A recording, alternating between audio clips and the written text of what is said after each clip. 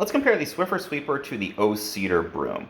So the biggest difference is that the Swiffer Sweeper is designed with this little cleaning cloth that goes onto it, and it's really great for picking up dust.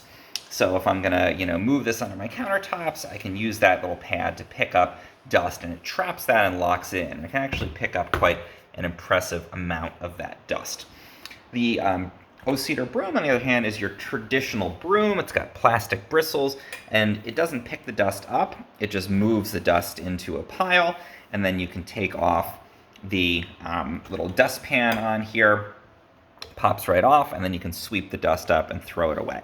So the biggest difference, again, the Swiffer sort of locks in the dust on the pad. The oCedar Broom just moves it into a pile, and then you pick it up yourself.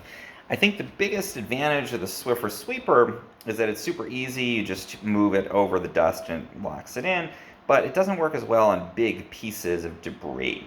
The oCedar Broom is great for picking up if you spill some cereal, or if you drop something and you want to pick up pieces of something that you've dropped, or any kind of like bigger messes and things like that you might get on your floor.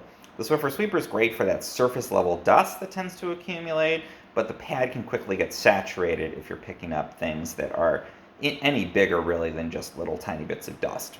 So I like to use the oCedar Broom to sweep up if I get leaves in the house, if I spill some cereal or I spill something. I like to use the Swiffer Sweeper for that day-to-day dusting of my wood floors, and in this case the tile floors in my kitchen.